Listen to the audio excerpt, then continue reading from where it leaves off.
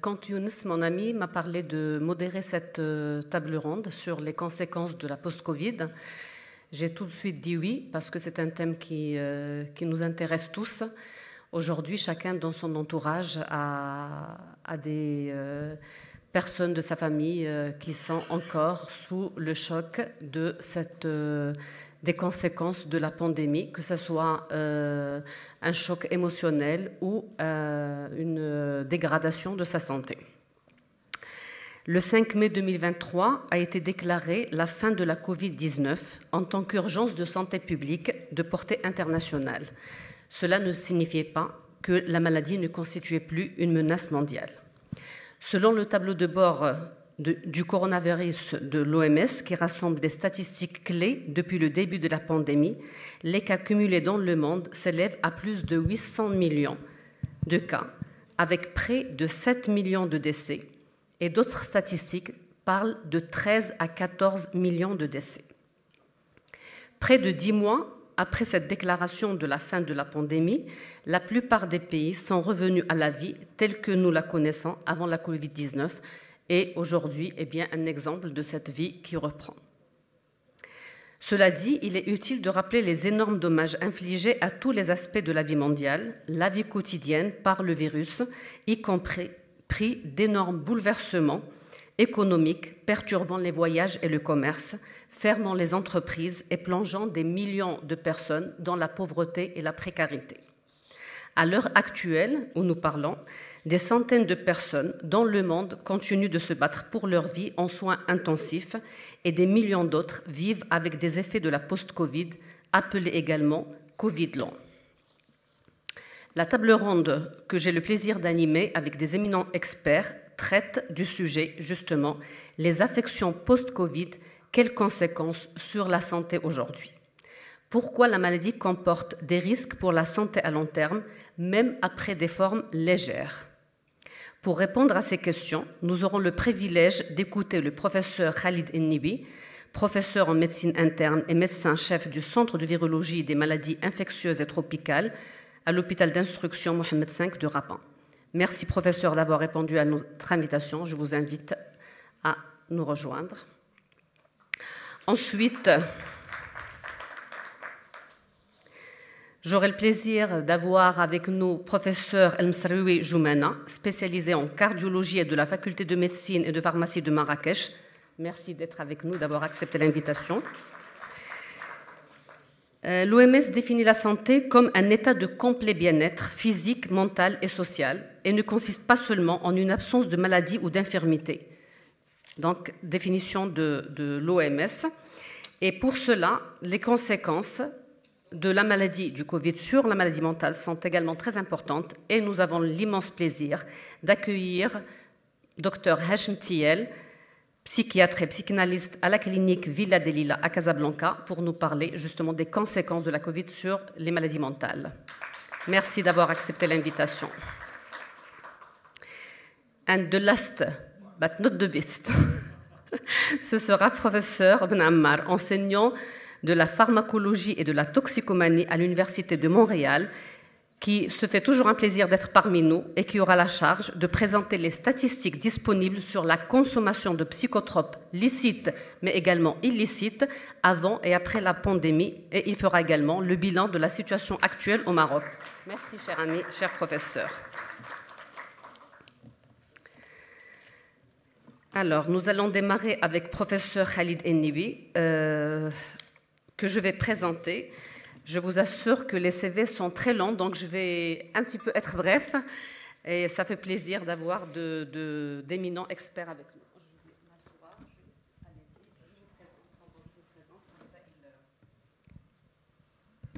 Allez-y, alors, professeur Khalid Ennibi est médecin-chef du Centre de virologie des maladies infectieuses et tropicales, hôpital militaire d'instruction Mohamed V à Rabat.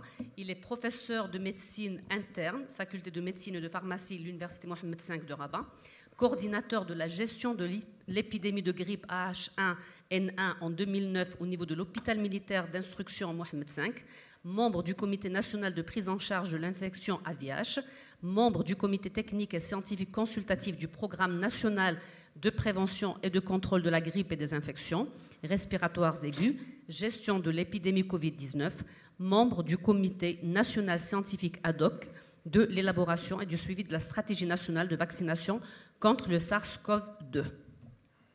Il est bien sûr professeur agrégé, il est spécialisé en hépatologie, gastroentérologie, diplôme national de spécialité en médecine interne de la faculté de médecine pharmacie Rabat. À vous la parole, professeur.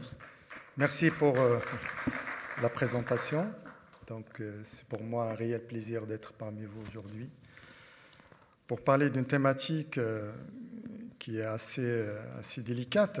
C'est vrai, le Covid-19 aujourd'hui... Je vous rappelle que vous avez 18 minutes. Ah, d'accord, très bien. Bon, je vais essayer de... On va aller à l'essentiel. Le Covid-19, il est toujours parmi nous, c'est vrai. La maladie, elle est moins grave actuellement, moins d'hospitalisation, moins de décès. Mais malheureusement, il y a certains patients qui vont garder des séquelles, et des séquelles qui vont se prolonger dans le temps et qui vont laisser un handicap sévère. Et c'est ce dont je vais vous parler aujourd'hui. C'est ce qu'on appelle le Covid lent ou le syndrome post-Covid. Alors, je vais commencer par un cas clinique. Rien que ce cas clinique va illustrer toute ma présentation. Donc, un patient, un jeune chirurgien de 45 ans qui n'a pas d'antécédent particulier, un sportif, il est très actif, il était correctement vacciné.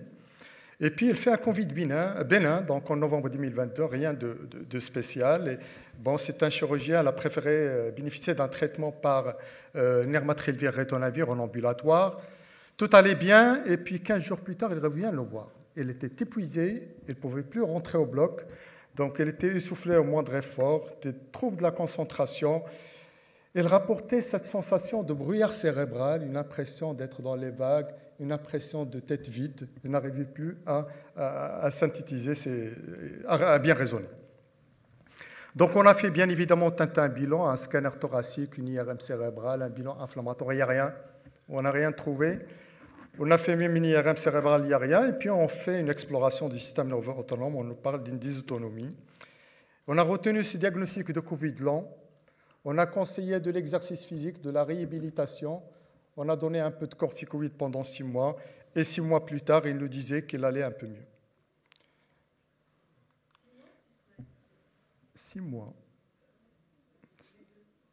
Oui.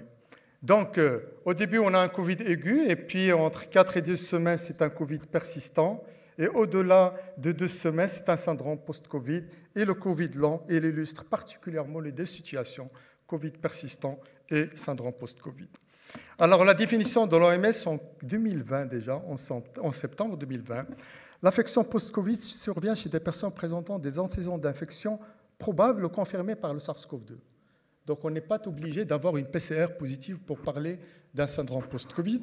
Généralement, 3 mois après l'apparition du Covid. Pourquoi on a mis 3 mois au début? Parce qu'il y avait des variants qui laissaient des symptômes pendant longtemps, notamment le variant alpha et delta, pour notamment éliminer une pneumonie hypoxémiante séquelaire. Et c'est des symptômes qui vont persister au moins 2 mois et qui ne peuvent être expliqués par aucun symptôme, aucun autre diagnostic, je veux dire. Il s'agit donc d'un diagnostic d'exclusion, d'élimination. Alors, des critères diagnostiques, je ne vais pas rentrer dans le détail. Donc, les critères diagnostiques, le critère essentiel, c'est la preuve d'une infection SARS-CoV-2. Chez les patients symptomatiques, PCR positif, test rapide positif, etc., scanner évocateur pour le diagnostic probable, etc. Après, le deuxième critère, c'est le critère clinique, c'est-à-dire des symptômes évoquant un Covid lent, la fatigabilité, l'essoufflement, les douleurs thoraciques, l'asthénie. Et puis, les critères de durée, c'est la persistance des symptômes. Chez les patients symptomatiques, c'est au-delà d'une semaine quand on a un test rapide positif, au-delà de 2 semaines quand on a une PCR positive, etc. Je ne vais pas rentrer dans ces détails. Alors, concernant l'incidence, donc au début, c'est des chiffres énormes d'incidence. Dans cette série italienne, c'est 56 à 91% des patients après un SARS-CoV-2. C'était en 2020. Il y avait de l'asthénie, une hyposmie, des douleurs musculaires, des douleurs articulaires, un défaut de concentration. Ces symptômes n'étaient pas expliqués par une atteinte pulmonaire. Alors, les mécanismes évoqués en 2020, c'était des mécanismes viraux, inflammatoires, donc la persistance d'un syndrome inflammatoire, un état désimmunitaire, une anomalie vasculaire, et puis d'autres mécanismes, notamment la prise de corticoïdes initialement, et le syndrome du stress post-traumatique engendré par la médiatisation de la maladie au début, le confinement et l'hospitalisation. Alors, une série beaucoup plus étoffée, c'est des patients qui ont été suivis pendant 7 mois. L'objectif était d'estimer la prévalence du Covid long et la prévalence de 203 symptômes et l'évolution de ces symptômes sur 7 mois. Et puis, quel était l'impact sur la vie, le travail et le retour à l'état de santé de base. Ça, c'est les données démographiques initiales. Je ne vais pas rentrer dans les détails. Regardez, c'est des pourcentages vraiment énormes. 93% des patients vont garder des séquelles. La durée des symptômes plus de 7 mois, c'est 91,8% des patients. Il n'y avait aucune différence entre test positif et test négatif. Et concernant l'évolution, 85% vont rechuter, 45% vont réduire leur travail, 45% et 22% vont arrêter leur travail. Alors, quels étaient ces symptômes? C'est surtout l'asthénie. 100% des patients se plaignaient d'asthénie. Il y avait aussi des défauts de concentration, troubles de la mémoire, la tachycardie, les palpitations, les douleurs articulaires, les douleurs musculaires, et puis ce qu'on appelle le brouillard cérébral. C'est des patients qui ont une impression de tête vide, ils n'arrivaient plus à raisonner. Et c'était les anglo-saxons qui avaient parlé initialement de ça. Et puis les symptômes digestifs, la diarrhée. Là, c'est une série américaine, c'était en 2020. C'est les vétérans américains, donc retraités. On a trouvé des pourcentages qui étaient moins importants. C'est 15 pour 1000 personnes suivies sur 6 mois pour la fatigue. Et pour les symptômes neurologiques, c'est 10 à 15 pour 1000 personnes. Les hospitalisés, bien évidemment, beaucoup plus que les non hospitalisés. Et au Maroc, nous avons réalisé aussi une étude en 2023, donc pendant la vague Omicron, on a trouvé une incidence beaucoup moins importante, 27,8%, toujours l'asthénie, la toux persistante, l'anosmie et la dyspnée. Au centre de virologie, un même travail réalisé donc en juin 2023, nous avons trouvé 19,3%, toujours l'asthénie qui revient, les troubles du sommeil, la dyspnée, les douleurs thoraciques. Alors, on a essayé de voir quels étaient les facteurs associés à la survenue d'un Covid long chez ces patients. C'était donc le sexe féminin, donc notamment le sexe féminin, et puis les maladies chroniques avec notamment la présence de l'asthme et le caractère symptomatique du Covid, et puis le caractère très symptomatique. Et en analyse multivariée, les symptômes qui reviennent, c'est l'existence d'une comorbidité, donc une maladie chronique, et le caractère symptomatique du Covid. Comment évolue le Covid long? C'est des patients qui vont rechuter à chaque fois qu'il y a un stress physique ou psychique. 62,4% des patients ne vont pas reprendre le travail à 12 mois et 22% n'ont pas repris les activités habituelles et 52% ont repris des activités de façon partielle. Alors, comment essayer d'expliquer un petit peu cette différence d'incidence entre 2020 et 2022? Donc, ce travail de laboratoire, on a inoculé du SARS-CoV-2 à des souris de différentes variants, le variant ancestral, le variant Delta et le variant Omicron. Et on voit clairement qu'avec le variant ancestral et Delta, il y a une chute de poids, même avec le variant Omicron, mais avec le variant Omicron, on récupère leur poids de façon rapide au 6e jour. Mieux encore, la charge virale au niveau nasal et au niveau pulmonaire, elle est beaucoup plus basse de façon significative avec le variant Omicron. Donc le variant Omicron, il est bien évidemment moins méchant. Et puis, il n'y a pas d'atteinte cérébrale avec le variant Omicron. Là, c'est une série autopsique italienne. On a fait des autopsies chez des Italiens. Jusqu'à 300 jours après le décès, on a trouvé encore du virus. Ce n'est pas de l'ARN viral, mais plutôt des protéines virales. Ça témoigne du tropisme cérébral du SARS-CoV-2. Là, c'est des séries de l'UHU de Marseille. On a mis en évidence chez des patients qui avaient une anosmie en réanimation avec le PET scan un hypométabolisme au niveau du bulbe olfactif, chez les patients qui avaient gardé une anosmie. Et chez les patients qui avaient une sensation de douleur au niveau des membres inférieurs et sensation d'écrasement, on a mis en évidence une atteinte olfactive, une atteinte limbique, mais aussi une atteinte du tronc cérébral et une atteinte du cervelet. Donc clairement, il y a un tropisme cérébral. Ça commence au niveau olfactif. Ça emprunte les structures limbiques qui sont incriminées dans la mémoire et la concentration, et ça rejoint le tronc cérébral qui contrôle donc, le rythme respiratoire et le rythme cardiaque. Là, c'est une étude contrôlée, 35 patients versus 44 non infectés. Clairement, en bleu, on voit qu'il y a un hypométabolisme. Là, c'est une étude intéressante, étude prospective, 1400 participants non infectés. Donc, on a fait un test alphanumérique chez ces patients au début, un test littéraire, et ils ont fait tous une IRM. Après 10 mois, on a refait tout ça chez ces patients, et on a vu les patients infectés versus non infectés, et on voit clairement qu'il y a le délai de réponse aux questions, il est beaucoup plus prolongé chez les patients qui sont Covid-19 versus les patients non Covid. La même chose, le délai, le test alphanumérique. Et concernant l'IRM, il y a un hypométabolisme, une diminution des capacités intellectuelles, notamment dans les zones corticales, paracorticales et hippocampiques. Là, c'est les exosomes. Les exosomes, ce sont des petites vésicules qui sont capables de nous renseigner sur nos cellules. Donc, on a mis en évidence la quantité de protéines présentes au niveau des neurones et au niveau des astrocytes. On voit à l'état basal une valeur de base. Puis, quand on a le Covid, déjà, ça augmente. Et quand on a le Covid lent, ça explose. Donc, automatiquement, il y a du virus au niveau de nos cellules cérébrales. Là, ça renseigne sur l'activité mitochondriale. Il y a clairement un hypométabolisme. Le stress mitochondrial est plus bas de façon significative quand on a un Covid lent. Il n'y a pas que le tropisme cérébral, il y a aussi le mimétisme moléculaire. Donc, on peut avoir un dérèglement immunitaire. Le microbiote intestinal intervient certainement parce qu'on sait que c'est le microbiote intestinal qui produit les vitamines du groupe B. Donc, quand on a un SARS-CoV-2, l'intestin devient poreux, perméable. Donc, il y a défaut de sécrétion, de production de vitamines du groupe B. Il y a aussi la production d'anticorps, anticardiolépines, et puis des altérations de la microcirculation. Alors, est-ce qu'il y a des biomarqueurs du Covid lent? Non, mais bon, des études multicentriques ont mis en évidence quand même que la CRP restait élevée chez les patients qui ont un Covid lent. Là, c'est les chiens renifleurs. Les chiens renifleurs, on sait que le chien il a une capacité olfactive qui est beaucoup plus développée que l'homme, 100 fois plus développée. Les chiens renifleurs permettent de discriminer les patients Covid lent dans 51% des cas. Alors, les recommandations de la prise en charge, je vais passer rapidement. Donc, il faut faire un bilan initial, c'est un diagnostic d'élimination. Il faut faire un bilan inflammatoire, une IRM cardiaque, les pro-BNP, l'échocardiographie, etc. Après, donc, la stratégie thérapeutique, elle repose sur 4 axes. Le traitement, donc, il faut traiter de façon symptomatique la douleur. Chaque fois qu'il y a de la douleur articulaire, il ne faut pas hésiter à donner une faible dose de corticoïdes. Il faut délivrer l'information au patient pour lui apprendre à s'autogérer.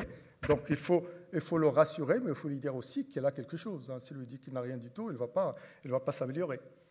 Il faut de la rééducation, c'est une rééducation qui est adaptée à l'effort, et puis une prise en charge anxio-dépressive. Donc, cette prise en charge va améliorer tout, le psychologique, le neurologique, le cardiovasculaire et l'immunitaire. Et là, c'est la rééducation, les résultats. Donc, ça améliore la capacité vitale, ça améliore la capacité pulmonaire, le DSEO, le test de marche. Alors, étude observationnelle prospective, 72 patients. Le groupe qui a été donc, rééduqué, il améliore la capacité pulmonaire et le VMS, versus le groupe qui n'a pas été rééduqué. De la même chose pour le test de marche, il s'améliore de façon significative. Alors, la réhabilitation, c'est l'approche du pacing. Donc, le pacing, c'est adapter l'effort aux capacités physiques. Donc, il ne faut pas hésiter de se reposer. Il faut prendre le temps de se reposer et puis rythmer les activités physiques et cognitives quotidiennes en fonction de nos capacités. Alors, est-ce qu'il y a des traitements pharmacologiques? Alors, la vaccination prévient le Covid lent dans à peu près 15% des cas. Et puis, la vaccination, dans cette étude multicentrique, 11 études ont étudié les changements dans les symptômes du Covid après la vaccination. 7 articles ont montré une amélioration des symptômes et 4 études n'ont montré aucune amélioration. Le traitement nirmatrelvir-ritonavir, là aussi, il réduit le risque de 25%. Je passe rapidement sur le mécanisme d'action. L'OMS recommande fortement ce traitement depuis avril 2022, particulièrement chez les patients qui sont à haut risque de complications dans les 5 premiers jours des symptômes. Alors bon, bien évidemment, il faut respecter les interactions médicamenteuses, il y a beaucoup d'interactions. Alors, est-ce que ce médicament guérit le Covid lent? L'étude elle est en cours, Recover Vital, on n'a pas encore de résultats. Alors, est-ce qu'il y a d'autres médicaments? La metformine aussi semble améliorer les patients lorsque les données dans les 3 premiers jours des symptômes cliniques. Et puis, pour finir rapidement, il ne faut pas confondre syndrome du Covid long après avec le syndrome de fatigue chronique, l'encéphalomyélite myalgique. C'est pratiquement la même chose, mais dans le syndrome de fatigue chronique, c'est un délai de 6 mois pour poser le diagnostic et ce sont des patients qui ne sont pas améliorés par le repos. Par contre, le Covid long, ce sont des patients qui sont parfaitement améliorés. Alors, en conclusion, c'est 30% des patients qui vont garder des symptômes, 10 à 15% vont garder des symptômes pendant longtemps. C'est surtout la fatigue qu'on revient à chaque fois, et puis l'origine des symptômes n'est pas encore bien élucidée. Certainement, la persistance virale y est pour beaucoup. Je vous remercie.